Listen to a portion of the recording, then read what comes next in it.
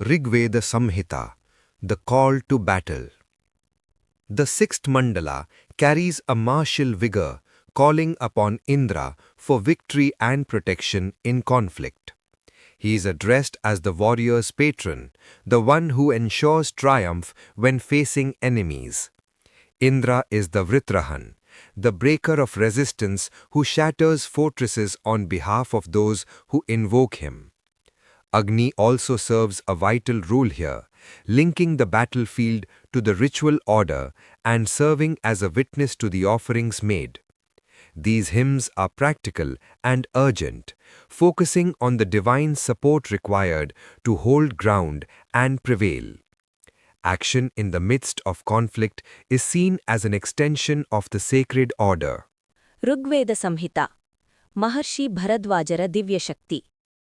ವೈದಿಕ ಚೇತನದ ಪವಿತ್ರ ದೃಷ್ಟಿಯು ಈಗ ಆಕಾಶದ ಎತ್ತರಕ್ಕೆ ಹಾರುವ ಸ್ವರ್ಣ ಗರುಡನಂತೆ ಏರುತ್ತಿದೆ. ಇದು ಬಲ, ರಕ್ಷಣೆ ಮತ್ತು ಅಚಲ ಸಂಕಲ್ಪದ ಮಹೋನ್ನತ ಪ್ರತೀಕ.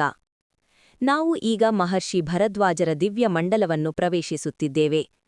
ಇಲ್ಲಿನ ಸ್ತೋತ್ರಗಳು ಕೇವಲ ಸೌಮ್ಯವಾದ ಅನುಗ್ರಹಕ್ಕಾಗಿ ಮಾಡುವ ಪ್ರಾರ್ಥನೆಗಳಲ್ಲ, ಬದಲಿಗೆ ಇವು ವೀರತ್ವದ ಧೈರ್ಯ ಮತ್ತು ದಿವ್ಯ ಕವಚಕ್ಕಾಗಿ ಮಾಡುವ ಗಂಭೀರ ಕರೆಗಳು. ಈ ಮಹರ್ಷಿಗಳ ವಾಣಿಯು ಒಬ್ಬ ಯೋಧ ಋಷಿಯ ವಾಣಿಯಂತಿದೆ. ಇವರ ಸ್ತೋತ್ರಗಳು ಜೀವನದ ಸಂಘರ್ಷಗಳಿಂದ ಪಲಾಯನ ಮಾಡುವುದಿಲ್ಲ, ಬದಲಿಗೆ ಆ ಸಂಘರ್ಷವನ್ನೇ ಆತ್ಮವನ್ನು ಪುಟವಿಡುವ ಕುಲುಮೆಯೆಂದು ಅಂಗೀಕರಿಸುತ್ತವೆ.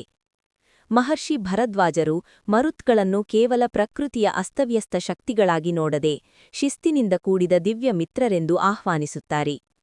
ಹೀಗೆ ಸಾಧಕನ ಈ ಪವಿತ್ರ ಮಾರ್ಗವು ಈಗ ದೃಢವಾಗುತ್ತಿದೆ. ಕ್ಷಿತಿಜದ ಮೇಲೆ ಹಾರುವ ಆ ಸ್ವರ್ಣ ಗರುಡವು ಕೇವಲ ಒಂದು ದೂರದ ಆಶೆಯಲ್ಲ, ಅದು ದಿವ್ಯ ಬೆಂಬಲದ ಎಂದೆಂದಿಗೂ ಇರುವ ಭರವಸೆಯಾಗಿದೆ. ಮಹರ್ಷಿ ಭರದ್ವಾಜರ ದಿವ್ಯ ದೃಷ್ಟಿಯಲ್ಲಿ ಬಲವೆಂದರೆ ಕೇವಲ ಭೌತಿಕ ಶಕ್ತಿಯಲ್ಲ, ಅದು ನೀವು ಒಂದು ಮಹತ್ತರವಾದ ಬ್ರಹ್ಮಾಂಡದ ಕ್ರಮದಲ್ಲಿ ಅಥವಾ ಋತದಲ್ಲಿ ಸಂರಕ್ಷಿಸಲ್ಪಟ್ಟಿದ್ದೀರಿ ಎಂದು ಅರಿತುಕೊಳ್ಳುವುದರಿಂದ ಬರುವ ಪ್ರಕಾಶಮಾನವಾದ ಧೈರ್ಯ.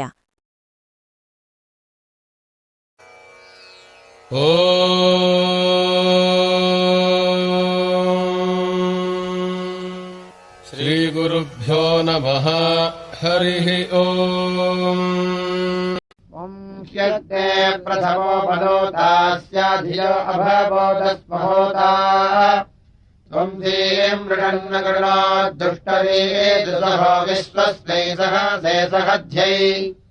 ಅಧಾಹೋತಾನ್ಯಸೀದೋ ಜಿಜೀಯಾಡಿರಸ್ವದೈಷಯನ್ನೇಢ್ಯಃ ಸನ್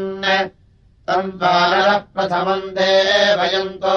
ಮಹೋ ರಾಜೇ ಚಿದಯಂತೋ ಅನುಗ್ಮನ್ ಪ್ರದೇವಯಂತಂ ಬಹುಭಿರ್ವಸವ್ಯೈಸ್ವೇರಯಂ ಜಾಗೃವಾಂಸೋ ಅನುಗ್ಮನ್ ಋಸಂತಮಗ್ನಿಂ ದರ್ಶನಂ ಬೃಹಂತಂ ವಪಾವಂತಂ ವಿಶ್ವಹಾದಿವಾಂಸಂ ಪದಂ ದೇವಸ್ಯ ನಮಸಾವ್ಯಂತಶ್ರವಸ್ಯ ವಸ್ರವ ಆಪನ್ನಮೃಕ್ತಂ ನಾಮಾನಿ ಚಿದ್ದಧಿರೆ ಯಜ್ಞಯಾನಿ ಭದ್ರಾಯಾಂತೇರ್ಣಯಂತ ಸಂದೃಷ್ಟೌ ತ್ವಾಂ ಬದ್ಧಂ ದಕ್ಷಿಣಯಃ ಪೃಥಿವ್ಯಾಂ ತ್ವಾಂ ರಾಯ ಉಭಯಾಸೋ ಜನಾನಾಂ ತ್ವಂ ಕಾಲಾದರಣೆ ಚೇತ್ಯೋ ಭೂಃ ಪಿತಾ ಮಾತಾ ಸದಮಿನ್ಮಾನುಷಾಣಾಂ ಸಪರ್ಯೇಣ್ಯಃ ಸ ಪ್ರಿಯೋ ವಿಕ್ಷ್ವಾ ಅಗ್ನಿರ್ಹೋತಾ ಮಂತ್ರೋ ನಿಷಸಾದಾದಿಜೀಯಾನ್ ತನ್ವಾ ಭಯಂ ದಮಾದೀದಿವಾಂ ಸಮುಪಜ್ಞಪಾಧೋ ನಮಸಾ ಸದೇಮ ತನ್ವಾ ಭಯಂ ಸುಧ್ಯೋ ಓನವ್ಯಾಮಗ್ನೇ ಸುಮ್ನಾಜವಾಜೀಮಹೇ ದೇವಯಂತಾಃ ತ್ವಂ ವಿಶೋ ಅನಯೋದೀದ್ಯಾನೋ ದಿವೋ ಅಗ್ನೇ ಬೃಹತಾರೋಚನೇನ ವಿಶಾಂ ಕವಿಂ ವಿಶ್ವತಿಂ ಸಸ್ವದೀನಾಂ ನಿದೋಷನಂ ವೃಷಭಂ ಚರ್ಷಣೀನಾಂ ರೇದೀಷಣಿ ವಿಷಯಂ ತಂ ಪಾವಕಂ ರಾಜಂತಮಗ್ನಿಂ ಚ ಜತಂ ರಾಜೀನಾಂ ಸೋ ಅಗ್ನಯೀಜೇ ಸಮೇಧಮತ್ತೋ ಯಸ್ಥಾನತ್ಸವಿಧಾ ಹವ್ಯದಾತಿಂ ಯ ಆಹೂತಿಂ ಪರಿವೇದ ನಮೋಭಿರ್ವಿಶ್ವೇತ್ಸ ವಾಮಾದಧೇ ತ್ವೋತಾಃ अस्माभूते महीमहे वीधेम नमोभिरग्ने समिधोत हव्यैः वेदीषु नो सहसो गीर्भिरुक्तैराते भद्रायाम् सुमतौ यतेम आयस्तथन्तरोदसी विभासा स्रवोभिश्च स्रभस्यास्तरुद्रः बृहद्भिर्वाजैस्तवीरेभिरस्ते रेमद्धीरग्ने वितरम् विभाहि नृपद्वसोऽसदमिद्धेह्यस्ते भूरि तोकायतनायाय पश्वः पूर्वीर्षो बृहतीरारे आघा अस्मे भद्रासो श्रवसानि सन्तु पुरोण्यग्ने पुरुधा त्वाजावसो निराजन् वसुतादे अस्याम् पुरोणिहित्वे पूर्वारसम् जग्ने वसो विधते राजनित्वे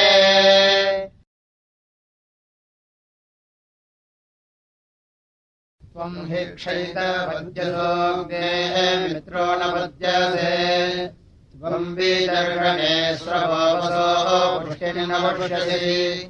त्वाम् विश्वादर्शनयो यज्ञेभिर्गेभिरीलवे त्वाम् वाजीयात्यमृगोरजस्तो विश्वदर्शनिः सजोषस्त्वा दिवो नरो यज्ञस्य केतुमिन्धरे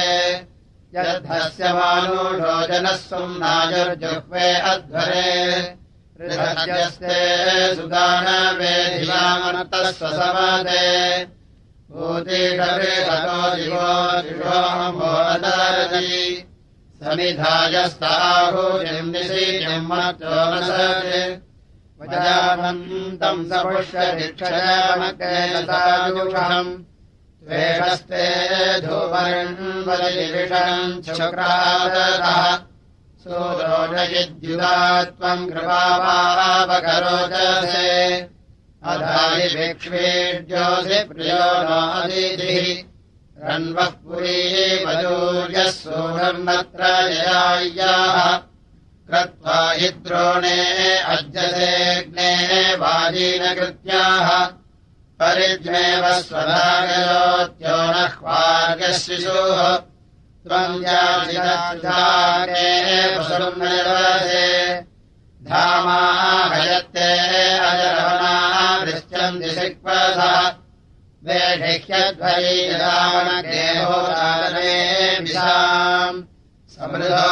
विश्वदेवनुषरसहव्यमङ्गिरः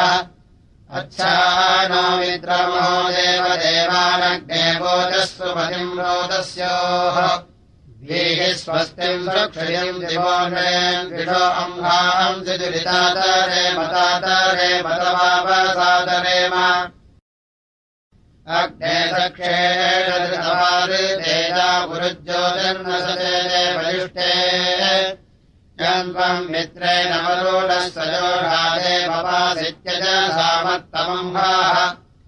ईशे यज्ञेभिः स्वसमे समीभिर्वृतद्वाराजाग्नये ददाथ एवाचनतम् यशसामजुष्टिर्नाम् भोवर्तम् नसतेन प्रवृत्तिः सूरो न यस्य दृशतिररेफा भीमायदेतीषु जलस्ताधीः शेषस्वतः सुरुधो नायमत्तोः पुत्रादिद्रण्वो वसतिर्वनेयाः एकमञ्जिने मम हिवत्वो अस्य भसः सोनजावसान आसा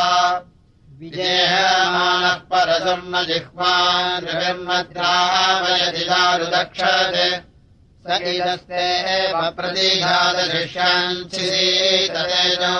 प्रतीघातशिष्याञ्चिसीततेजोजसोनधाराम् चित्रध्रजतिररतिर्यो अक्तावेर्न दृढद्वाः रघुपद्माजम्हाः स ईमेभो न प्रतीवस्तपुस्राः सोजिषारारपीति मित्रमाहाः न कञ्जयीमरुणो ज्योतिवान्रे न मत्यो अरुणो ज्योतिवान्रेण दिवोनयस्य विधतो न वीनो दृढाः वृक्षवोषधीरुणोनोत् नानयोध्रजधापत्नायन्नारोदसी वसूनादम् सुपत्नीः धायोभिर्वायो युज्येभिरकैर्विद्युन्नरविद्योऽस्वेभिः सर्धो वायो मरुतान्तदक्षर्भुर्नद्वेषो रभसानो अद्यौत्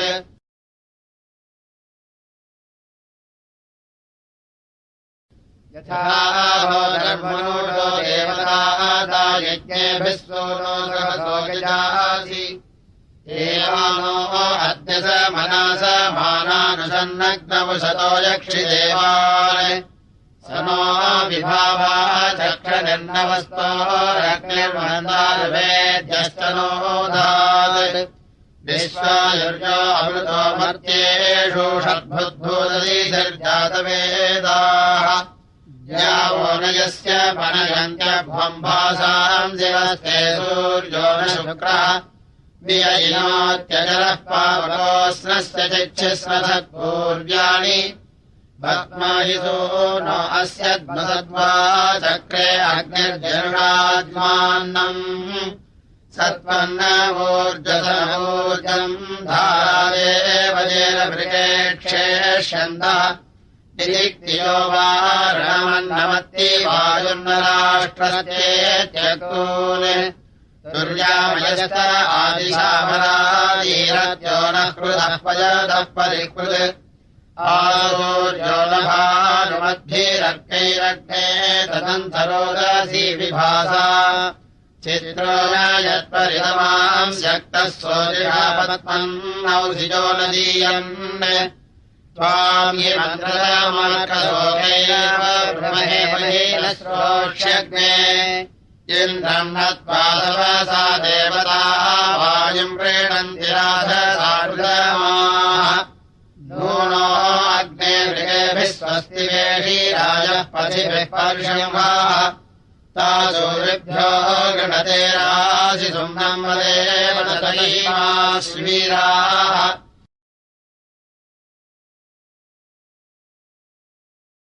उवेव सोनुम् सहसो युवानमद्रो गवाजम् हरिहृजविष्ठम् यजिन्वजिद्रवीणानि प्रदेता विश्ववाराणि कुर्वारो अधृग् द्वेवसूनि पूर्वणि अहोदर्दोषावस्तोरेरीरे यज्ञाः क्षामेव विश्वाभुवनानि यस्मिन् संसौभगानि गतिरेवावके त्वम् वृक्षप्रतिवस्तीत आशुक्रत्वारधीरभवो भार्याणाम् अतरिनोषि विधते जीवित्वोऽव्यारुषगादवेदो वसूनि यो नः समनुजो अभिदासरग्ने यो अन्तरो मित्रमहो मनुष्यात्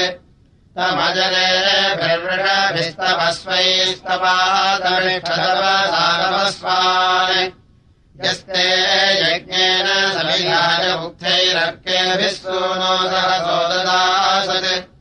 समर्थेष्वमृतप्रचेदायाद्युम्नेन श्रवसा विभाति स तत्क्रीधीषितस्तूयमग्ने स्पृधो बाधस्वतः सा सहस्वान् यच्छस्य सेद्युभिरक्तो वचोभिस्तज्जूरस्तजर्भोषिमन्म अस्यामदम् काममग्नेतभूती अस्यामरजिम्रयुवः सुवीरम् अस्यामवाजमभिवाजयन्तोऽस्यामद्युम्नमजराजनम् ते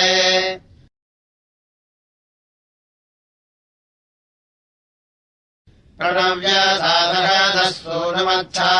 यज्ञेन गातुमवजिच्छमानः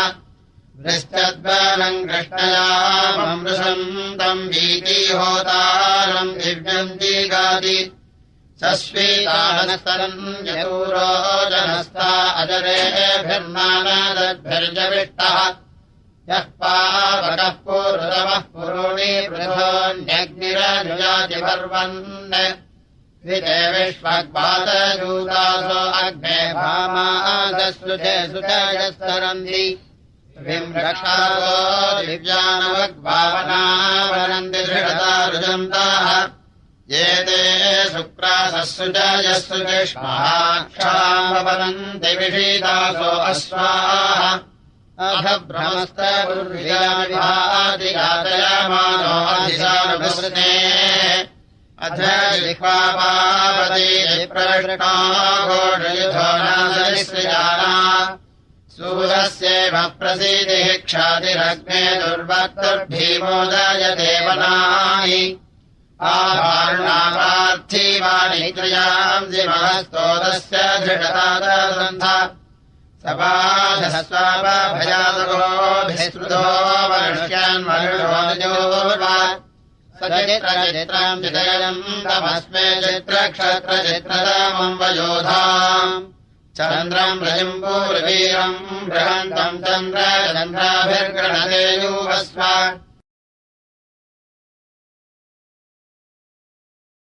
मूर्धानम् दिवो रजिम् पृथिव्या वैश्वानरभृता जातमग्निम् कविम् सम्राजमतिथिम् जनानामासन्नापात्रम् जनयन्त देवाः नाभिम् यज्ञानाम् सदानम्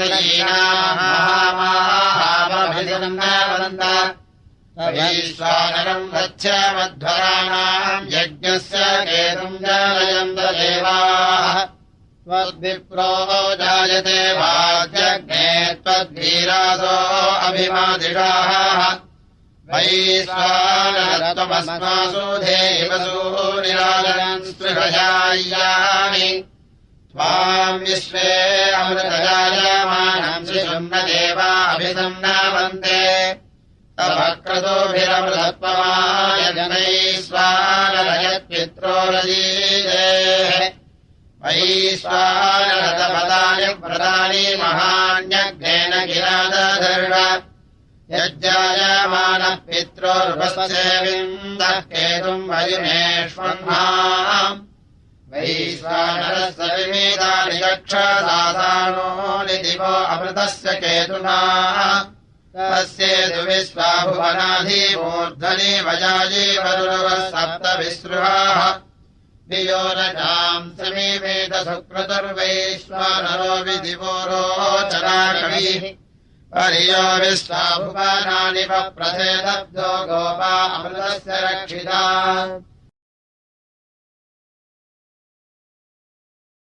वृक्षस्य विष्णोः अरुणस्य नूतः प्रणवोचम् विदधा जातवेदसः वैश्वानराजपतिर्नव्यशेषु च सोमा इव भवते चारुरग्नये स जायमानः परमे व्योमनिम् व्रतान्यग्निर्व्रतपा रक्षस या अन्तरिक्षमविनीत सुक्रतुर्वैश्वानरो महिनो नागमस्पृशते यस्तभ्राद्रोदधि मित्रो अद्भुतोऽन्तर्वावदृणो ज्योतिषातमाः विचर्मणीव धिषणे अवर्तयद्वैश्वानरो विश्वमधत्तविष्ण्यम् अपामुपस्थे महिषागर्भदविशो राजानमुपतस्तुर्विग्म्यम् आदूतो अग्निमभरद्विवस्वरो वैश्वानरम् माधरिष्वा परामताः युगे युगे विदध्यम् गृणध्योऽग्ने रयम् यशसम् धेहिरव्यासीम् भव्येव राजन्नघसम् समजनीतानिवृश्च परिगणलेयसा अस्माकमघे भगवत्सु धारयामि क्षत्रमजरम् सुवीर्यम् वयम् जयेव सचिरम् सहस्रिणम् वैश्वानरवाजमग्नेतभूतिभिः अदब्धेभिस्तव गोपाभिरिष्टेऽस्माकम् पाहि कृतसूरीर रक्षाजनो ददुषाम् सर्धो अग्ने वैश्वानरप्रचतारीस्तवानः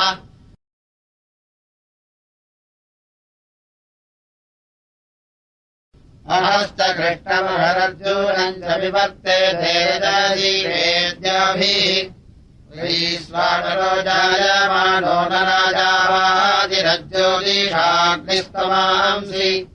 नाहन्तम् त्वम् न विजानाम् योतुम् नयम् वयन्ति समरेतमानाः कस्यचित् पुत्रैरवक्त्वानि परोपदात्यपरेण पित्रा स यत्तन्तुम् सविजानाम् योतुम् समत्वान्यदुधावदाति ययीम् जिगेतदमृतस्य गोपा अपश्चरन् परो अन्ये तपस्यन् अयम् भोगा प्रथमः पश्य देवमिदम् ज्योतिरमृतम् मत्येषु अयम् दयज्ञे ध्रुवानि रतो मध्यस्तन्वा आवर्धमानः ध्रुवम् ज्योतिर्निहितम् दृशयेकम् मनोजविष्टम् पदयः स्पन्दः विश्वे देवाः समानसस्तके दारेकम् क्रतुमभिवियन्ति साधु विमे कर्णापदयो विचक्षुरवीदम् ज्योतिर्हृदयाधीतमञ्जत् विमे मनश्चरति दूराधेर्यम् सरिद्भक्ष्यामि किमुनो मारिष्ये विश्वे देवाः नमस्कन्धिजानास्त्वामग्नेतमसिरस्तिवांसम् वैश्वानरोपदूतयेन मर्त्योपदूतयेन पुरोवो मन्द्रम् दिव्यम् सुव्यक्तिम् प्रायति यज्ञे अग्निमध्वरेददिध्वम् पुरमुक्तेभिस्तयिनो विभावाश्वद्धराकारति जातवेदाः तमुद्यमः पूर्वणीकोदरग्ने अग्निभिर्मनुषयिधानः सोमम् यमस्मै मम देवसूडम् घृतम् न शुचीमतयः पवन्ते दीपाय सस्रभसामत्येषु यो अग्नये ददासविप्रमुक्तैः चित्राभिस्तमोतिभिश्चित्रसोचर्व्रजस्य साता गोमातो दधाति आयः पप्रौजायमानपुर्वीरूरेदृशा बाधा कृष्णाध्वा अध बहुचित्ततमौर्म्याया स्थिरः ददृशे वावकः नूनश्चित्रम् पूर्वाजाभिरूती अग्नेरयम् मघवद्भ्यश्च देहि ये राधसास्रवसाचात्यन्यान् सुवीर्येभिश्चाभिसन्धिजनान् इमम् यज्ञम् जनोधा अग्नभुषण्यन्तासानो जुगते हविष्मान् भरद्वाजेषु दर्शेषु व्यक्तिमवीर्वाजस्य गध्यस्य साधौ श्रीविवर्धयेनाम् मदेव सरहिमा सुवीराः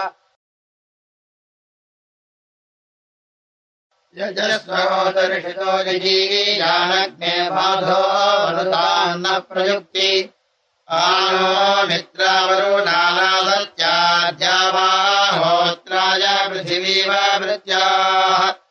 त्वम् होता मन्द्रतमोनो अध्रुगन्धर्देवो विदधावर्त्येषु पावकया जिह्वा आरुणीरासाग्नेयस्वतन्वा अन्तभस्वाम् धर्म्या चिद्धित्वे धिरणावट्यप्रदेवाञ्जन्मगणते वेपिष्ठो अङ्गीरसाम् यद्धविप्रोमधच्छन्दो भनदिरेवगिष्टौ अविद्युतस्वभागो विभावाग्नेयसरोदीवुरुचि आयुर्नयन्नमासारातहौम्याञ्चन्ति सुप्रजसम्पञ्चजनाः वृन्दे हयन्नमासा परीरग्नामयाभिसुघृतवादीषु वृत्तिः अन्यक्षितग्नदने पृथिव्या अस्राय यज्ञसूर्येण चक्षुः तस्यानः पूर्वणीकोदर्देवेभिरग्ने अग्निभिरिधानः रायस्सूनो दहसो वावसाना अतिस्रदेव भृजनम् गाः मध्ये होतादुरोणे बर्हिषोराणग्निस्तोलस्योदसीयध्यै अयम् दसोनः सह दधता वा दूरात् सूर्यो न शोचिषा ददान आयस्मिन् त्वे सुवागे जगत्रयक्षद्राजन् सर्वदा एव मनुजौः रहस्तस्त्वतर्षो न जम्भो हत्या मघानि मानुषाय जध्यै ये ज्येष्ठायस्यारनिर्वनेराट्तोतो अध्वन्नवेदसानो अद्यौत् अद्रोघो नद्रविराजेतमर्त्यो भर्त्रपोषाधीषु स्वास्माकेऽभिरेतलीनसूचैरकृष्टवेदमहाजातवेदाः ध्रुवन् कृत्वा नार्गोऽस्रः जगैः अधस्मास्य वनयन्ति भासो वृथा यद्दक्षदर्याति पृथ्वीम् सद्यो यस्मन्द्रोऽभिषेको धवीयानोदातुरधन्वाराट् तत्त्वन्ना अर्वण्डिलाया विश्वेभिरग्ने अग्निभिर्जानः वेषीराजो वियाजगच्छुनापदे वसदहीमाः सुवीराः त्वद्विश्वासु भगतो भगान्यग्ने वियन्ति मनिनो न भयाः सृष्टिर्यर्वाजो वृत्रतूर्ये दिवो वृष्टिरीर्जो रीतिमपा त्वम् भगो न आयिरत्र मिषे परिद्मे वक्षयसि दस्मवर्चाः अग्ने मित्रो न बृहदऋतस्य शिक्षत्ता वामस्य देवभूरेः सत्पदिः सवसाहन्ति वृत्रमग्ने विप्रो विपनेर्भक्तिवाजम् यन्त्वम् प्रचेतऋतजातराजा सजोषान प्रापाम् हिनोषि यस्ते सूनो सहसो गीर्भिरुक्थैर्यज्ञैर्मत्तो निशीतिम् वेद्यानट् विश्वम् सवेद प्रतिवारवग्ने धत्ते धान्या अम्पत्य देवसव्यैः तानभ्यासौ स्रवसा सुवीराग्ने सूनोदहसः पुष्यसेधाः कृणोषि यच्छवसा भूरि पश्वो वजो वृकायारये जसूरये पद्मासो नो सहसो नो विहाया अग्ने तोकम् तनयम् वाजिनोदाः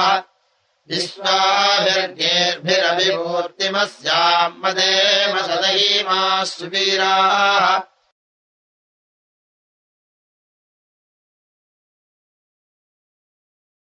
अग्नायो मर्त्योदुबोधियम् जुजोषधीतिभिः वदन्नुषप्रभूर्यैषम् पुरीतावासे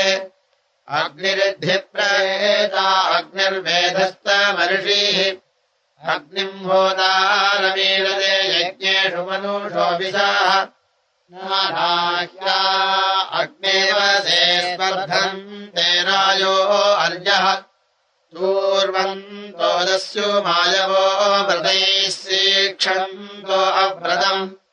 अग्निरप्सा वृदीषहम् वीरम् ददाति सत्पदिम्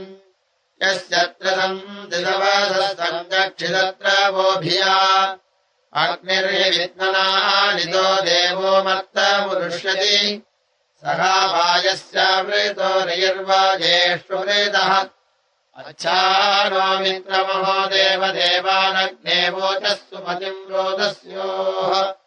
वीः स्वस्तिम् सुक्षितिम् दिवोन्रेन्द्विषो अम्भाम् सुचरितातारेम तातारेम तपापसातरेम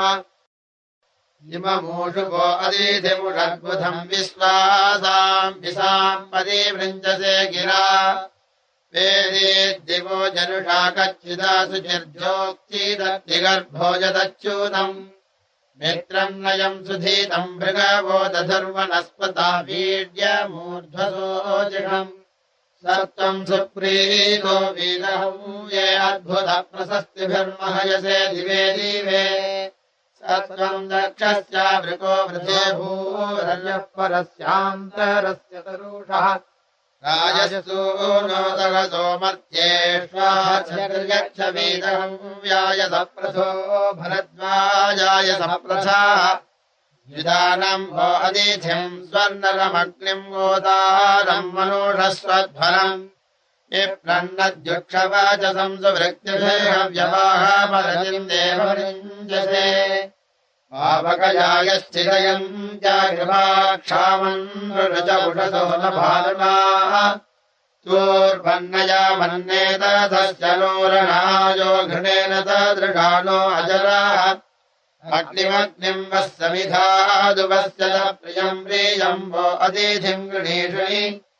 उपभोगीर्भिरमृतम् विवासत देवो देवेषु वनदेवार्यम् देवो देवेषु वनदेहि नोदुवाः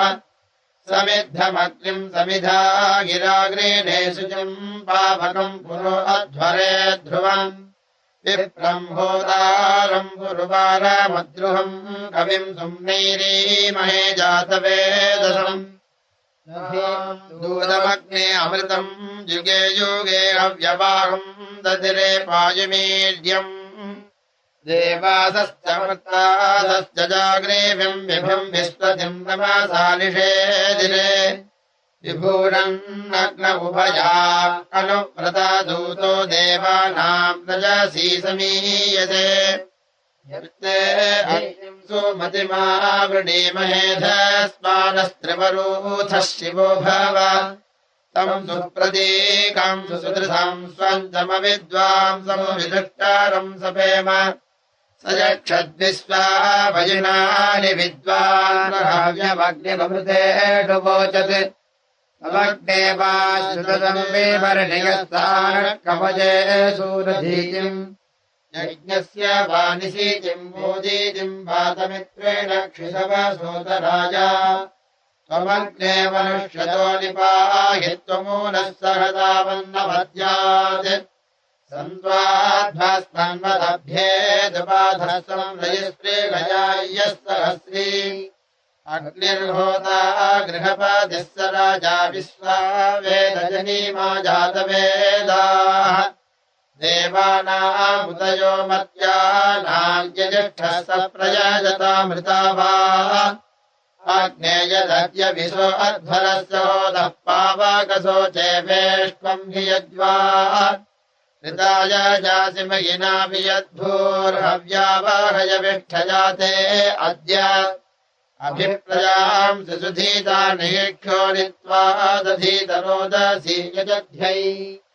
अपानो मघवन्वाजसा तावग्ने विश्वानि दुरितातारे मतातारे मतवावसातरेम अग्ने विश्वे विश्वनीकदेवैरूर्णावन्तम् प्रथमस्यीदयोनिम् कुलायिनम् घृतवन्तम् कंसमित्रे यज्ञम् न जयजमानाय साधु इममत्यमथर्ववदग्निम् मन्थन्ति वेधसाः यमम् गोयन्तमानायन्नमूलम् स्याव्याभ्यः जनिष्वा देववीरये सर्वदा स्वस्तये आदेवान् वक्ष्यमृताम् कृतावृधो यज्ञम् देवेषु विस्तृतः वयमुत्वा गृहपते जनानामग्ने अकर्म समिधा बृहन्तम् अस्तूरिणो गार्हवत्यानि सन्तु दिग्मेन नस्तेजसा संसीदाधि त्वमग्ने यज्ञानाम् भूता विश्वेषाम् हितः देवेभिर्मानुषे जने स नो मन्द्राभिरध्वरे जिह्वाभिर्यजामः आदेवान् वक्षियक्षी च वेत्था हि वेधो अध्वरः पथश्च देवाञ्जसा अग्ने यज्ञेषु सुक्रतो स्वामीले अधर्भिता भरतो वाजिभिः सुरम् ईजे यज्ञेषु यज्ञियम् त्वमिमावार्या पुरुदिवो दासाय सुन्धते भरद्वाजाय दासुषे त्वम् दूतो अमर्त्यावाहादैव्यञ्जनम् शृण्वन् विप्रस्य दुष्कृतिम् स्वाग्ने स्वाध्यो ओवर्तासो देववीतये यज्ञेषु देवमीलते प्रयक्षितम् उदकृतम् सुदानवः विश्वे जुषन्तकामिनाः त्वम् होतामनर्हितो वह्निरासाविदुष्करः अग्ने यक्षी दिवो विशाः अग्नायाहि वीतये गृह्णानो हव्यसादये निहोता सत्सि बर्हिषि अनम्वा समिद्भिरञ्जिरो घृतेन वर्धयामसि गृहच्छोचाय विष्ट्या स नः पृथुस्रवायवच्छा देव विवाससि जृहदग्ने सुवीर्यम् त्वामग्ने पुष्करादद्य सर्वाणि रामन्तः मूर्ध्नो विश्वस्य वाघताः तमुत्त्वादध्यम् गृहिः पुत्रयीधे अथर्वणः वृत्रहणम् पुरन्दरम् अमुत्वा पाथ्यो विषासुमीधेदस्युहन्तमुम् धनञ्जयम् रणे रणे ये ह्यूषुप्रवाणिजेऽग्न इच्छेतरागिराः येभिर्वर्धास इन्दूभिः यत्र क्वचते मनो दक्षम् दधसमुत्तरम् तत्रासदः कृणवसे न हि ते पूर्तमक्षिपद्भुवन्नेवामृतो असाधुवो वनवसे आग्निरागामि भारतो वृत्रः पूर्वचेतनः दिवो दासस्य सत्त्वादिः सखिस्वादिमार्थी भावीन्द्रासम् महित्वना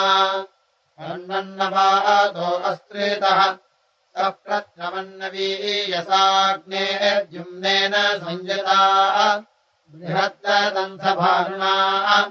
प्रवस्वरायो अग्नये स्तोमम् यज्ञम् च धृष्ट्या अर्चकाय च वेधसे स हि यो मानुषायुगासीदद्धोता कविक्रतुः दूतश्च हव्यवाहनः कालाजानासुजमृदादित्यान् मारुतङ्गणम् वसो यक्षीहरोदसी अस्वीते अग्ने सन्दृष्टिरिषयते मत्याय ऊर्जो नपादमृतस्य कृत्वादा अस्तु श्रेष्ठोऽध्यत्वा वन्वन् सुरेक्नाः वर्त आनासतु व्यक्तिम् एते अग्ने त्वोताजिषयम् तो विश्वमायुः तरणन्तो अर्यो अरादीर्मन्वन्तो अर्यो अरादीः अग्निस्तिग्मेन सोजिषाया सर्विस्वन्या अत्रिणम् अग्निर्नो वलते रयिम् सुवीरम् रयिमाभरजात वेदो विचर्षणे जहि रक्षाम् दिशुक्रतो अमनः पाह्यम् सोजात वेदो अघायतः रक्षाणो ब्रह्मणस्करे यो नो अग्ने दुरे भानतो वधायदासति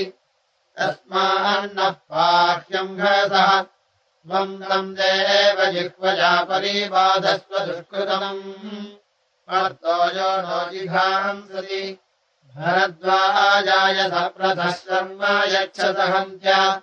अग्ने वरेण्यम् वसु अग्निर्वृत्राणि जङ्घनद्रविनस्युर्विपन्यया समिद्धः शुक्र आहूतः गर्भे मातुः पितुः पिताभिर्विद्युदानो अक्षरे सीदन् मृतस्य योनिमा ब्रह्म प्रजापदाभरजात वेदो विचर्षणे अग्ने यद्दीदयद्दिवि उपत्वा रण्वसंरसंरयस्वन्दः सहस्कृता अग्ने सदृज्महे गिराः उपच्छायामि वघृणेरगन्वसम्मदे भयम् अग्ने हिरण्यसंरसः यमुग्रजीवसर्जः दिग्मशृङ्गो नवंसकः अग्ने पुरोरुरोजीथा आयम् हस्तेन खादिनम् शिशुम् जातन्न बिभ्रजि विशावग्नेम् सद्भरम् प्रदेवम् देववीकजे भरतावसुवित्तमम् आस्वेजो नौ निषीदतु आजातम् जातवेदसि प्रियम् सीतादीधिम् स्यो न आगृहपतिम् अग्ने जुक्ष्वाहि एतवा स्वासो देव साधवाः हरम् वहन्ति मन्यवे अच्छानो याह्यावहाभिप्रियान्ति वीतये आदेवान् सोमपीतये उदग्ने भारतद्युमदजस्रेण दविद्युदते शोचाविभाह्यजर भीतीयो देवम् वर्तोदुपस्येदग्निमीरीताध्वरे हविष्माने होतारम् सत्ययजम् रोदस्योरुत्थानहस्तो नमसावीवासेत् आदे अग्नरिचा हविर्हृदा दष्टम् भरामसि ते ते भवन्तो क्षणऋषभासो वसावुत अग्निम् देवासो अग्रियविन्धते वृत्रहन्तमम् येनावतोऽन्याभृता दृढारक्षांसि वाजिना विभासो मामभियमुग्रदर्धपूर्वम् गव्यम् महीर्णान इन्द्र यो धृष्णोपधीरो वज्रहस्तविश्वावृत्रमभित्रियासवोभिः सयीम् पाहि यर्जीषीतरुत्रोयस्य प्रमान् ऋषभोजोदीनाम् योगोऽत्रभृद्वज्रभृद्यो हरिष्टाः स इन्द्रजिताम् अभिगृन्धिवाजाय देवापाहि प्रत्नसामन्ददुत्वा सिद्धिर्ब्रह्मवावृधस्रोतगीर्भिः आविः सूर्यम् गृणिभिः जहि शत्रूङ्ग्रभिगायिन्द्रदृन्धि ते त्वामदाः बृहदिन्द्रस्वधाम इमे भीतावुक्षयम् तद्युमन्तम् महानूनम् तपसम् विभूजिम् वत्सरासो जर्हृणन्तप्रदाहम् येभिः सूर्यमुषसम् मन्दसारो भासयोपगृहाणि दद्रत् महामद्यम् परिगायिम् रसन्तम् नुत्था अच्युतम् सदसस्परिस्वात् तवक्रत्वा तमदध्वंसनाभिरामासु पक्वम् सत्यानि जीः और्मादुरभुश्रियाभ्यो विदृढो दूर्वाद्गादृशो अङ्गीरस्वान् वप्राधक्षाम् महिगम् सोऽभ्यूर्वीमुपद्यामृष्टो बृहदिन्द्रस्तभाजः अधारयो रोदसी देवपुत्रे प्रत्ने मातराय वीरुदस्य अधत्वा विश्वे पुर इन्द्रदेवायेकम् तपसम् दधिरेवराय अदे भोजनभ्यौहिष्टदेवान् सर्षादावृणत इन्द्रमत्र अधज्यौश्चित्ते अपदानुवज्राच्चिदानामध्ययथा स्वस्य मन्योः अयम् यदिन्द्रो अभ्योहदानम् निचिद्विश्वायुः सयधे जघान अधत्वष्टादे महौग्रवज्रम् सहस्राभृत्यम् अवृतच्छदाश्रिम् निग्रामवनमानसंजेन लवन्तमहिम् संवीनवृजीषिन् वर्धान्यम् विश्वे मरुतः सजोषाः पदच्छदम् महिषाम् इन्द्रगुभ्यम् पूरा विष्णुस्त्रीनिसराम् सिधामन् व्रत्रहणम् मधिरमम् सुमस्मै आक्षोदो महीमृतम् नदीनाम् परिष्ठितवसृजभूर्विमवाम् तासामनुः प्रमद इन्द्रपन्थाम् नार्तयो नीचीरपसः समुद्रम् एवाता विश्वाजगृहाम् समिन्द्रम् महामुग्रमजुर्यम् सहोदाम् शिवीरम् त्वा स्वायुधम् सुभद्रमा ब्रह्मणव्यमवसेववृत्यात् स नो वाजायस्रवसयिषे च राजेधेहि जिमद इन्द्रविप्रान् भरद्वाजे नृगत इन्द्रसूरीम् दिविदस्मै धिवार्येण इन्द्र अयावाजम् देवहीनम् सने मम देव सतहीमाः सुवीराः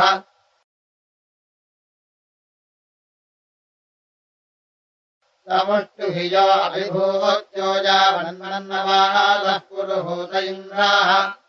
अषाढमुग्रम् दहमानमाभिर्गेर्भिर्मद्धवृषभम् चर्षणीनाम् स युध्वस्तत्त्वाखजगत्समद्वादुविम् रक्षोनाधनुमाङ्गीषी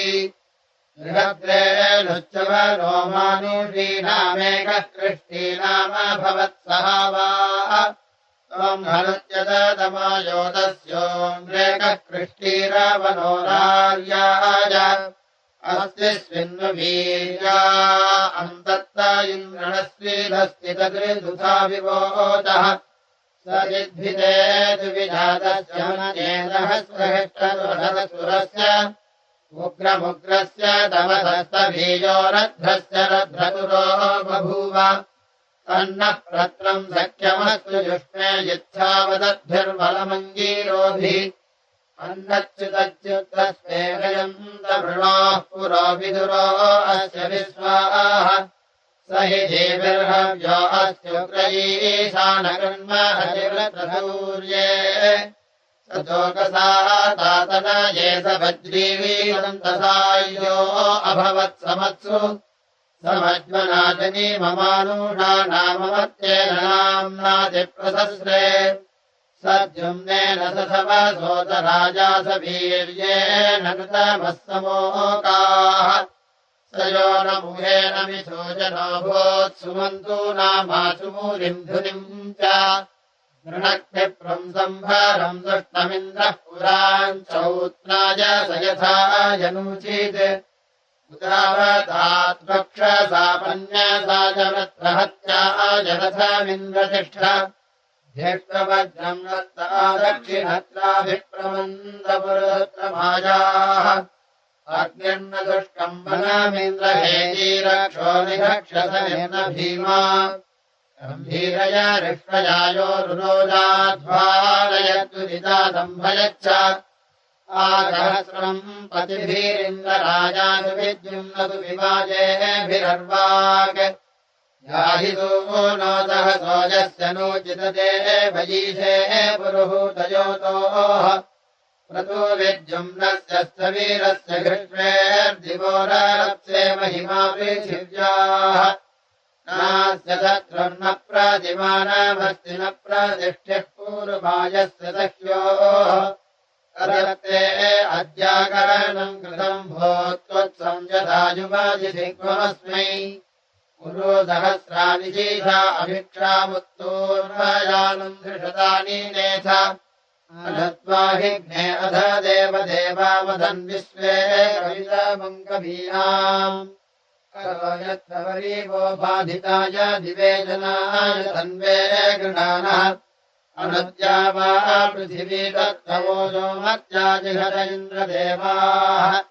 कृष्वागत्नो अग्रेतम् यत्ते अस्त्युक्तम् योजनयस्व यज्ञैः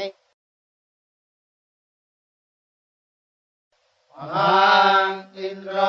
नृपदाचर्षणित्राबुदद्युबर्हा अमिनस्तोभिः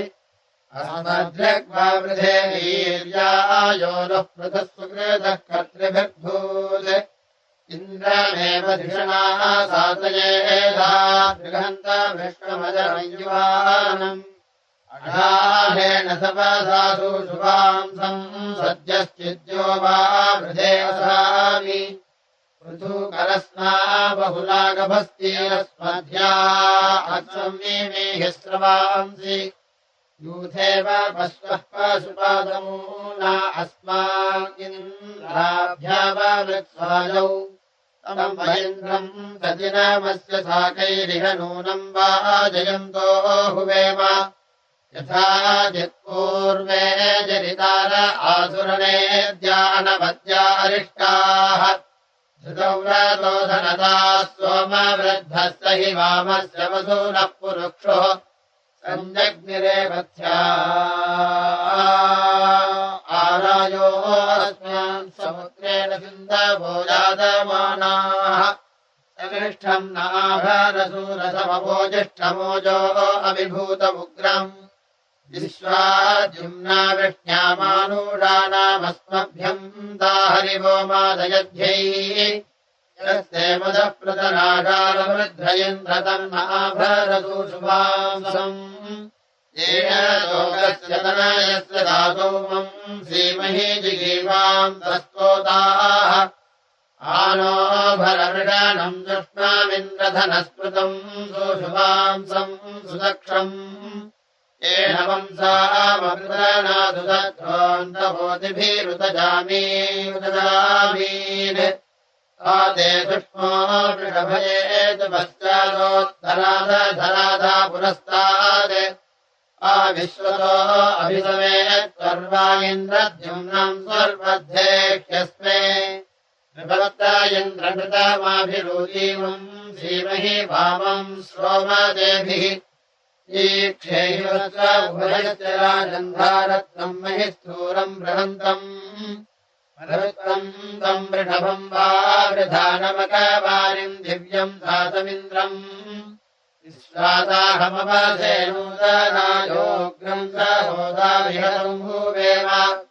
जलम् वज्रन्महि जन्मन्यमानमेभ्यो नृभ्यो रन्धजायेष्वस्मि अदाहित्वा पृथिव्याम् सूरदातौ हवामहे धनजेगोष्वत्सु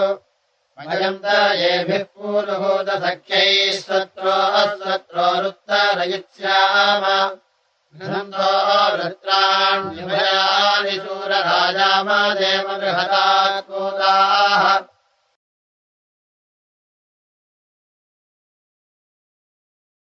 यौर्नैन्द्राभिभूमार्यस्तस्थौ रयिष्ठवसा मृत्सुजनान् तन्नः सहस्रफलमुर्वरासाम् दद्धिषो नो सहसो वृत्रम् दिवो न तभ्यमन्विन्द्रभद्रा सूर्यम् देवेभिर्धायि विश्वम् अयम् यद्रत्रमपोपव्रिवान् संहन्वे जेषन् विष्णुनाथदानः पूर्वन्नो जीयान् तवसस्तवीयान् ब्रह्मेन्द्रो वृद्धमाहाः राजा भवन्मधुरः सोम्यस्य विश्वासाम्य पुरान् धर्तृमावत् शतैरभद्रन् प्रणय इन्द्रात्रदसो नये कवयेर्कसातौ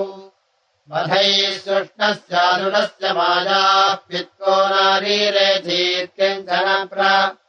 मोहो द्रुहो अपविश्वायुधायिवज्रस्य यत्पदा देवादिदुष्णाः पूर्णतरसंसाराधये कलिन्धः कुत्साय सूर्यस्य भातौ प्रश्येनो नमाधिरमम् सुमस्मै शिरो दासस्य नमूचेर्मधायन् प्रावन्नमीयम् साभ्यम् ससन्तम् वृणग्राजा समिषासम् स्वस्ति दिविप्रोरहीमायस्य दृढाः पुरो वज्रेन् श्रवसानदर्दः सुधामन्दद्रेग्नो अप्रभृष्य मृजुश्वरेदात्रम् दासुषेदाः सवेदसम् दशमायम् दशो निन्तोतु दिविन्द्रस्वभिष्टिसुम्नः आदग्रंसस्वदिभम् ज्योतनाय मातुर्नसीमुपसृजायध्यैः सजीम् श्रुधो वनते अप्रातीतो बिभ्रद्वज्रम् रत्रहणम् गभस्तौ तिष्ठद्धरी अध्यस्ते भगर्ते वचो युजा वहत इन्द्र विश्वम् सनेमते वसानव्या इन्द्रप्रभूरवस्तवन्त येनायज्ञैः सप्त यत्पुरः शर्मसारदीर्दर्धन्दासेः पुरुगुत्साय शिक्षन् संवृध इन्द्रपूर्व्यो भोर्वलिपश्यन्नुशने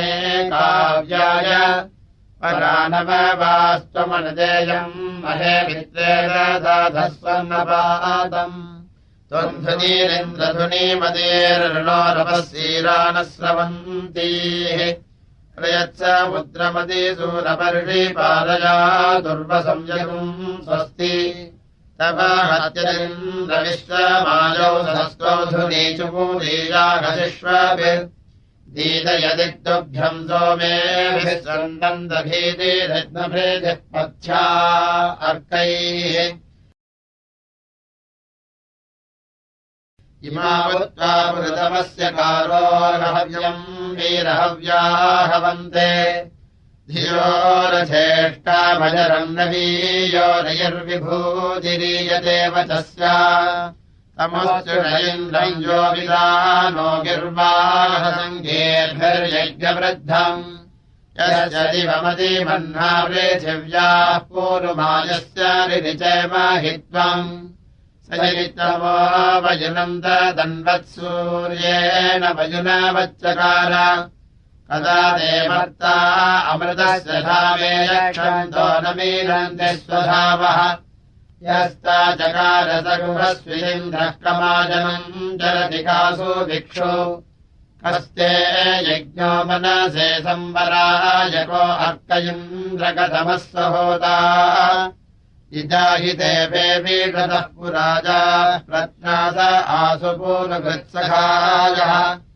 ये मध्यमास उत नूतनास उतापमस्य पुरुहूतबोधि तम् पृच्छन्तो वरादः पराणि प्रत्नाद इन्द्रश्रुत्यानुयेमुः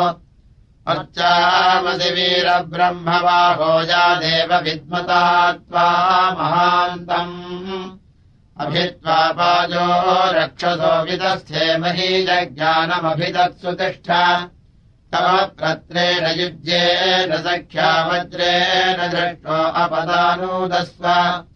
सदस्रोधेन्द्रनूतनस्य ब्रह्मण्यतो वीरकारुधायः तम्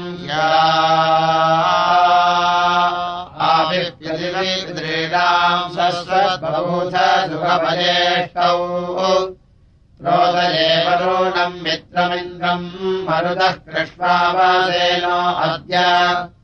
प्रभूषणम् विष्णोमग्निम् पुरम् धिंसवितारमोषधीः पर्वतांश्च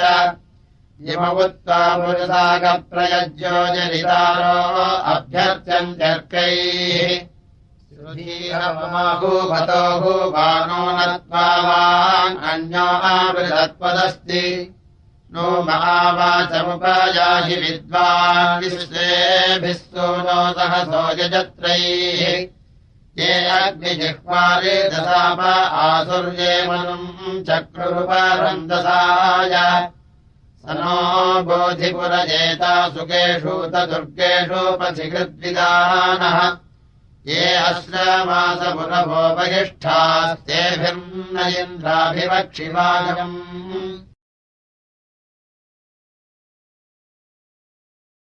यजेकयुद्धव्यस्तर्षणीनामिन्द्रम् रङ्गेर्भिरभ्यर्च आभिः यः पत्यते वृषभो वृष्ण्यावान् सद्यः सत्त्वा गुरुमायः सहस्वान् तमो नः पूर्वे पितरो नवग्वाः सप्त विप्रासो अभिवादयन्तः नक्षद्दाभम् दतूरिम् पर्वदेष्ठामद्रोघवाचम् मतिभिः सविष्टम् तमीमह इन्द्रमस्य राजः पूर्ववीरस्य नृपतः पुरुक्षोः यो अस्क्रीधो रजरः स्वर्भान्तमाभरहरिवो मादयध्यैः तन्नो विवाचो यदि ते पुराजिज्जरितार आनतः सुम्नमिन्द्र तस्ते भागः किम् वयो दुद्रखेद्वः पुरोहोदपुरोवदोऽसुरघ्नः तम् पृच्छन्ति वज्रहस्तम् रथेष्टामिन्द्रम् वेपीवक्वरीयस्य लोगीः द्विग्राभम् तु विकूर्मिम् प्रभोदाम् कातुवीषेण क्षतेतुम् रमच्छ अजाहत्यम् मायया वावृधानम् मनोजुवास्तफलः पर्वतेन अच्युताचिद्वीरिदास्वो जो रुजो विदृढादृषता वीरत्सिन् तम्बोधियानव्यस्यासविष्ठम् रत्नम् रत्नवत्पारिदम् सयध्यैः स नो वक्षदलिमानः सुबम्भेन्द्रो विश्वान्यति दुर्गाणि आजनाय दुर्गाणि पार्थिवानि दिव्यानि दीपयोऽन्तरिक्षा तपावृणन् विश्वतः सोऽधिषातान् ब्रह्मद्विषे सोदयक्षामपश्च भुवो जनस्य दिव्यस्य राजा पार्थिवस्य जगदस्त्वेन्द्रके धिष्ठवज्रम् दक्षिणयेन्द्रहस्तविश्वाजुर्यजगते मायाः आसंयतमिन्द्रणः स्वस्तिम् सत्रतूर्याय बृहतीमवृद्धाम् यजादासान्यार्याणि वृत्राकरो वज्रम् सुदुकानाभूषाणि स नो नियुद्भिः पुरुहूतवेधो विश्ववाराभिरागहि प्रयज्यो न या अदेवो वरतेन देवाभिर्यायितूयमामध्यद्रिक् सुरयित्वम् निमिश्रयन्द्रतो मे स्तोमे ब्रह्मणि सस्यमानमुक्ते यद्वा युक्ताभ्याम् मघमङ्गलेभ्याम् बिभ्रद्वज्रम् बाह्वोरिन्द्रयासि यद्वा दिविवार्ये सुष्मीमिन्द्रवृत्रहत्येव शिशूरसातौ यद्वा दक्षस्य बिभ्युषो अविभ्यतरम् धयः श्रद्धत इन्द्रदस्यून् पादासुतमिन्द्रो अस्तु सोमम् रणेनीरुग्रो जरितारभूति कर्ता वीराय सुष्वाय पुलोकम् दातावतुस्तु मते कीरयेचित् गन्ते यान्ति समराहरिभ्याम् बभ्रिर्वज्रम् पपिः सोमम् ददीर्घाः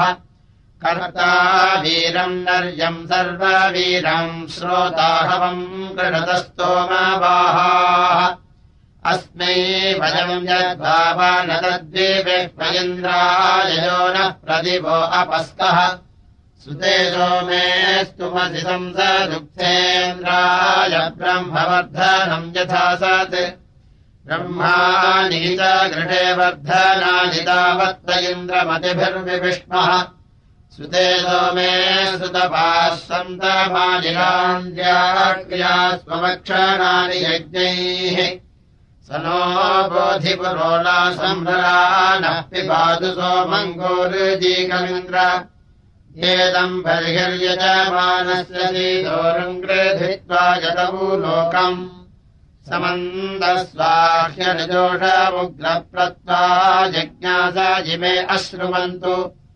प्रेमे हवादः पुरुहूतमस्मे आत्वेयम् धीरवद इन्द्रयम्याः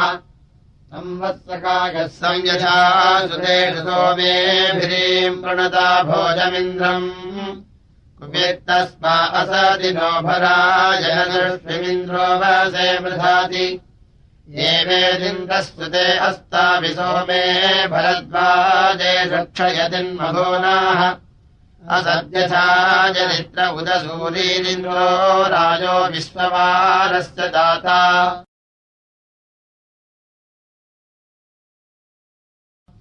ऋषामद इन्द्रे श्लोकमुक्था सोमेषु सुतपारिजीषी अर्चत्रयो मघवानृभ्यमुक्थैर्जुक्षो राजा गिरामक्षीदोतिः तदोदिर्वीरो नर्यो विचेताः श्रोताहवम् गृणतभुर्योतिः वशस्संतो नराम् कारुधाय वाजीस्तुतो विदधेदातिवाजम् अक्षो न चक्र्यो स्थूलबृहन्प्रते मह्नारीरिचेरोदस्यो वृक्षस्य नुते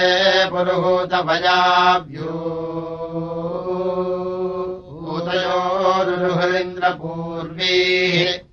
सजीवतस्ते पुरुषाकसाकागमाविव श्रुतयः सञ्चरणीः मत्सानाम् न लन्तयस्त इन्द्रदामन्वन्तो अदामानः सुदामन्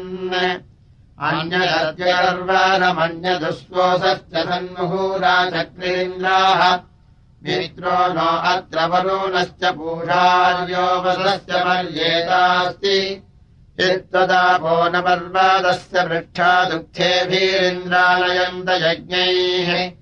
तन्त्वाभिः सुष्टुतिभिर्वाजयन्त आजन्न जग्मुर्गिर्वाहो अश्वाः गयञ्जरन्ति शरदो नमासानद्याभयिन्द्रामवकर्षयन्ति वृद्धस्य चिद्वर्धतामस्य तनोस्तोमेभिरुक्थैश्च दस्यमाना न वीलवे न मतेन स्थिराय न शर्धते दस्युजूदायस्तवान् अज्रागिन्दश्च गिरयश्च घृष्वागम्भीरे चिद्भवति गाधमस्मै गम्भीरेण उरुणामत्रिन्द्रेणोऽयम् धिसुतपावन्वाजान् स्थावूषु ऊर्ध्वभूति अरीषण्यन्नक्तोर्व्योष्टौ परिजज्ञायाम् स च स्वनायमवसे अभीकयितो वातमिन्द्रपाहि ऋषः अमाचैनमरण्ये पाहि ऋषो मदेव सतहि मा सुवीराः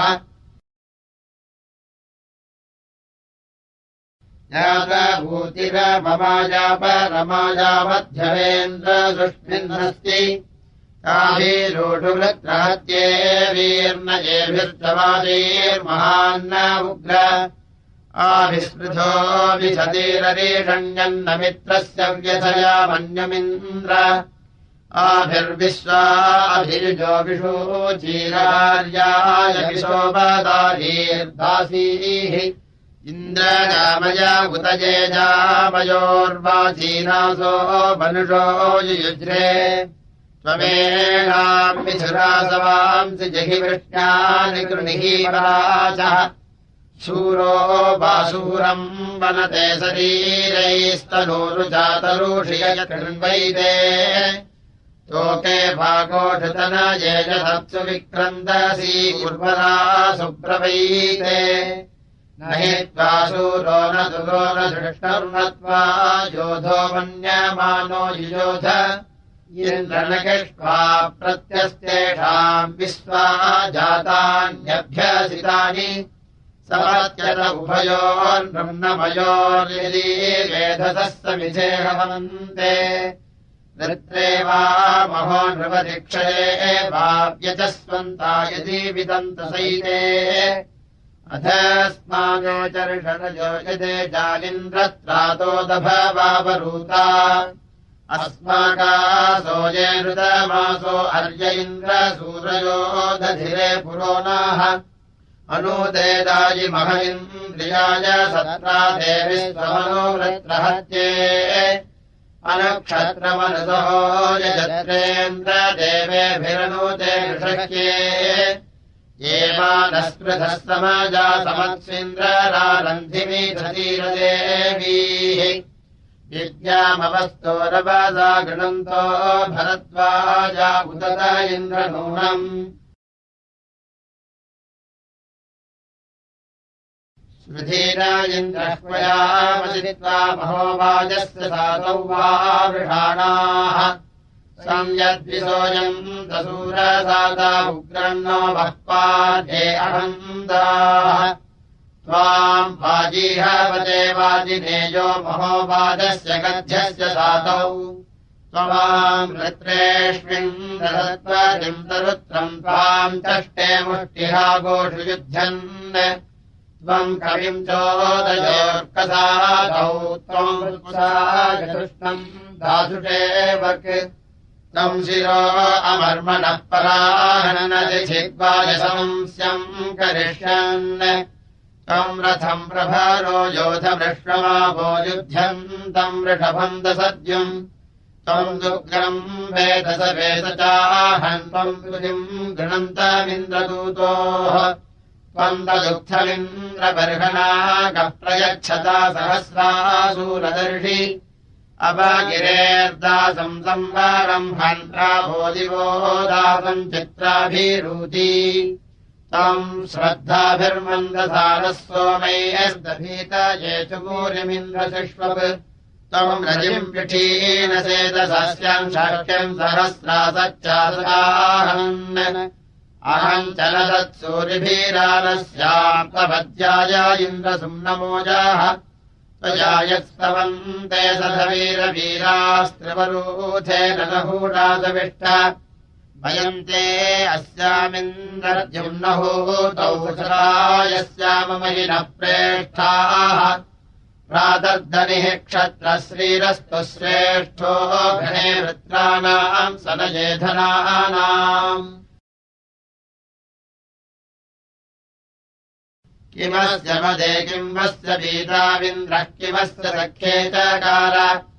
रणावाये निषदि किम् ते अस्य पुरा विविद्रे किमुनूदनासः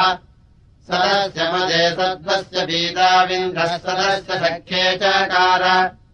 रणावाये निषदि किम् ते अस्य पुरा विविद्रे सदुनूतनासः न यजते महिमनस्तवस्य न माघवन्मघवत्वस्य विद्मा न राधसो नूतनस्येन्द्रनकिर्ददृश इन्द्रियन्ते एतत्यन्त इन्द्रियमाचेदियेनावधीर्वरसीखस्य शेषाः वज्रस्य यत्ते नियतस्य सुष्माः स्वनात्तीदिन्द्रपरमो ददार वधीरिन्द्रो वरसीखस्य शेषोऽभ्यावर्तिने जायमानाय शिक्षन् जीवतो यद्धरीयुपीयायाम् हन्पूर्वे अर्धेभियसापरोधत् संसच्छदम् वर्मिणा इन्द्रसाकम् यव्यावत्याम् पुरुहूतस्रवस्या ऋचीवन्तः सरवे पत्यमानाः पात्राभिन्दानान्यर्थान्यायन् यस्य गावा वरुडासूयवस्यू अन्तरूषु चरतो रेरिहाणा ससृञ्जायाय दुर्वसम्परादाद्विजीवतो दैवपादाय शिक्षन् द्वयाग्नेरथिनोऽभिंसलिङ्गावधूमतो मघवामह्यम् सम्राट् अभ्यावर्तीचायमानो ददादिशूनाशेयम् दक्षिणापार्थवानाम्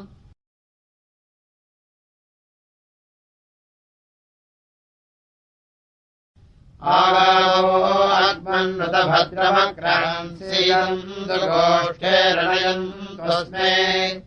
प्रजापतेः पुरुरूपायिहस्यनिराय पूर्वीरुषसोऽसुभानाः इन्द्रो यज्वने वृणते च शिक्षत्युपेद्ददातिनः स्वम् मूषायति भूयो भूयो रजमिदस्य वर्धयन्नभिन्ने खिल्ले विदधाजे वयम् नदानासंतिनत भातितस्कारो नासामामित्रो व्यथिराददर्शति देवांश्चयाभिर्यजते ददादिधज्योगित्ताभिः सजते गोपतिः सह नता अर्वा रेणुककाटो अश्नुतेन संस्कृतत्रमुभयन्ति ता अभि मृगायमभयन्तस्य ता अनुगावो मत्तस्य विचरन्ति यज्वनः गावो भगो गाव इन्द्रो मे अच्छाङ्गावः सोमस्य प्रथमस्य भक्षः इमाया गावस्य नादेन्द्र इच्छामि धृता मनसा चिदिन्द्रम् यूयम् गावो मेद यथा कृतञ्चिद श्रीरञ्जित्कृथा सुप्रतीकम् भाद्रम् गृहम् भद्रवाचो बृहद्गोवय उच्यते सभासु प्रजापतीः सूर्यवासम् दिशन्ति शुद्धावस्तु प्रपाणेर्गन्तीः मावस्तेन ये सतमागतम् सः परिवोहेति रुद्रस्य वृद्ध्याः उपेदमुपपर्चन वासुकोषोपवृच्छला उपार्णभस्करेन्द्रवीर्ये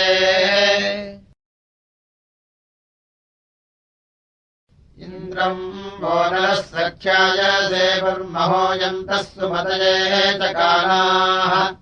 महो हि दाता वज्रहस्तो अस्ति महामूरण्डमवसेयजध्वम् आयस्मिन् हस्ते रर्याविभिक्षुरारथे हिरण्यये रथेष्टाः आरस्मयोगभस्त्योस्तूरयोराध्वन्नस्वादो वृषणो युजानाः श्रियेते पादातु भावे वक्षर्धृष्णर्वज्रे समसा दक्षिणावान् वसानोत्कम् सुरभिन्द्रसेकणम् स्वा अन्ननेदविषिरो बभूथ सतो महाविश्वरमसुतो भोद्यस्मिन् भक्तिः पच्यते सन्धिधानाः इन्द्रनस्तुवन्तो ब्रह्मकारा उक्था संसन्तो देववादतमाः तदे अन्तस्तवसोधा यस्य विदुपावधे रोदसी महित्वा आतासूरिः प्रेणति तूतु जानो यूथे पाप्सु समीरमानभूति एवेदिन्द्रः सुभवरिष्वो अस्तूति अनूतिः सत्त्वा एवा हि जातो असमात्योजाः पुरु च वृत्राः नदिनिदस्यून्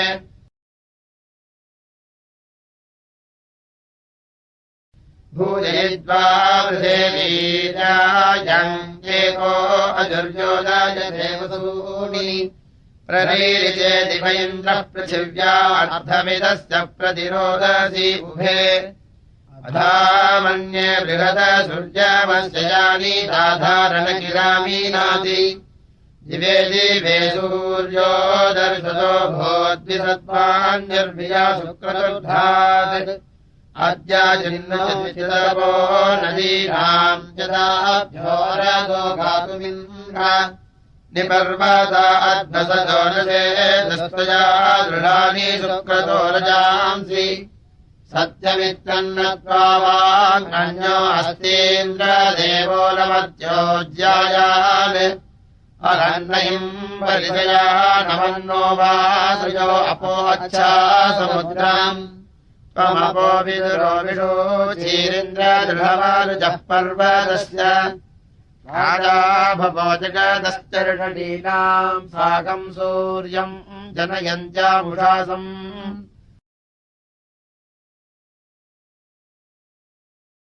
अभूरेको रजिपतेरजीनामागस्तायो रथिथा इन्द्रकृष्टीः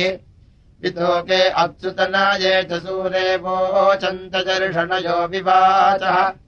तद्भिजेन्द्रपार्थिवानि विश्वाच्युतानि चिचावयन्ते रजांसि या वाक्षामा पर्वता सोपनानि विश्वम् दृढम् भजते अज्वन्नाथे तम् कुत्सेनाभिसुष्टमिन्द्रासुषम् युध्यकुजभङ्गविष्ठौ तथ प्रभित्ते अथ सूर्यस्य मुषायश्चक्रमविवेरपांसि तम् सदान्यपदम्बरस्य पुरो जगन्था प्रतिनिदस्योः अदीक्षो यत्र सच्चा सजीवो दिवो दादाय संवते सूतक्रे भरद्वाजाय गृणते वसूनि ससत्यसत्त्वन्महतेरणाय रथमादिष्टतुमिर्नभीवम् यायि प्रापथिन्नवसोपमद्रिक्पृतश्रुतस्रावयचर्षणिभ्यः अपूर्व्यापुरुतमान्यस्मै महे वीराय तपसे तुराय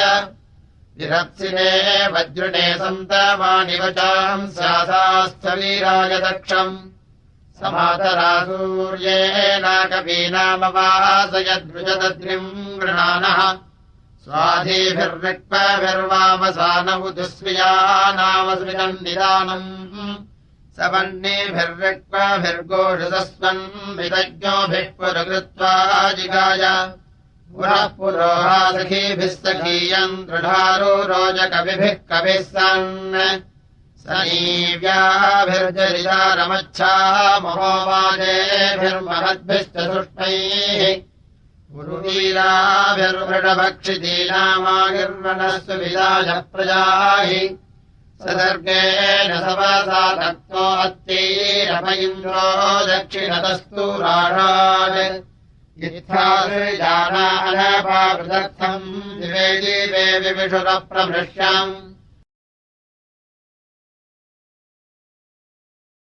यमोजिष्ठ इन्द्रतम् सुमो धावतो वृषन् स्वभिष्टिर्दास्वान्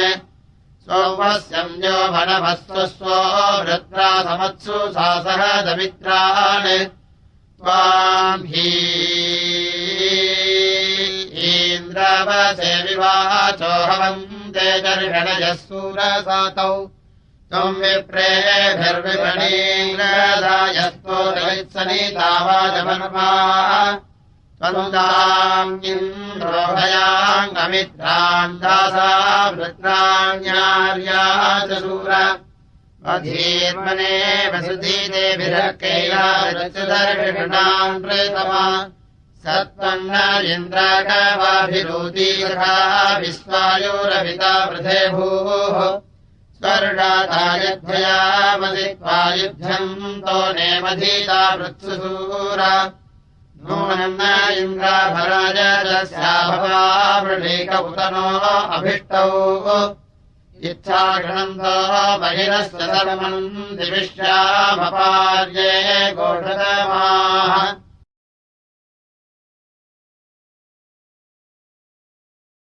सञ्चत्वे जग्मुर्गिर इन्द्रपूर्वेर्विहद्वद्यम् दिविभो मनीषाः पुराणोऽनम् च स्तुतयर्षीणाम् पस्पृध्र इन्द्रे अध्युत्थार्का पुरुभूतो यः पूर्वभूतदर्भाम् एकः पुरप्रशस्तो अस्ति यज्ञैः तथो न महे सवसे युजानो ओस्माभिरिन्द्राभूत् नयम् हिनसमम् यधीतयो न वाणीरेन्द्रम् नक्षन्तीदभिवर्धयन्तीः यदि स्तोतारः शतम् यत्सहस्रम् गणन्ति गर्वाणसंसन्त तस्मै अस्मायेतद्दिव्या अर्चेव मासामि वीक्षयिन्द्रेऽन्यया विसोमाः जनन्नधन्वन्नभिसंयदावः सत्यावा वृषर्भवनानि यज्ञैः अस्मायेतन्मह्याम् घोषमस्मादिन्द्राय स्तोत्रम् मतिभिरवाचि अदद्यथा महतिवृत्रतो जयेन्द्रो विश्वायोरविता वृधश्च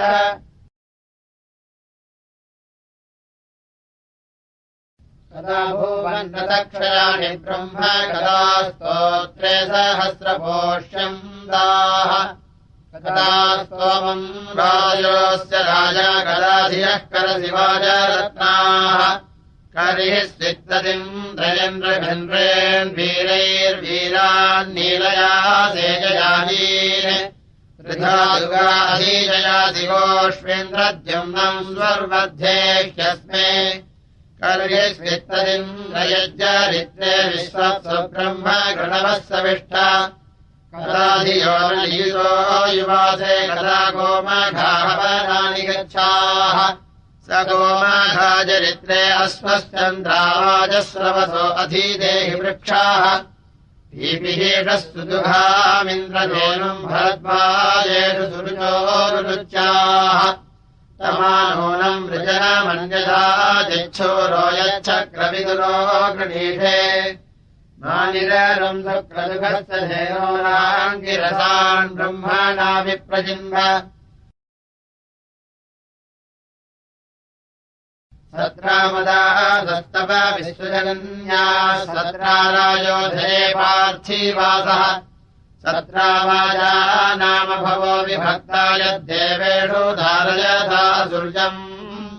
अनुप्रयेतेन नमोजो अस्य सत्रादधिरे अनुवीर्याय शिवमगृभे दुधेर्वते चक्रतुम् रञ्जन्त्यपि वृत्तहत्ये तम् सध्रीतिरुदयो वृष्ण्यानि पुंस्यानि नियुतस्तुरिन्द्रम् समुद्रम् न सिन्धवमुक्तदुष्मावरुव्यज सङ्गिराभि सन्ति स राजस्थामुपसृजागृणानः पूरुश्चन्द्रस्य त्वमिन्द्रवस्वाः पतिर्बभूथा स मोजनाः नामेको विश्वस्य भुवनस्य राजा स तुश्रोधिस्वत्यायो भोजर्जौर्न भूमाभिरायो अर्यः असो यथा नः सवासा च कानो युगे युगे भयसा चेकीकानः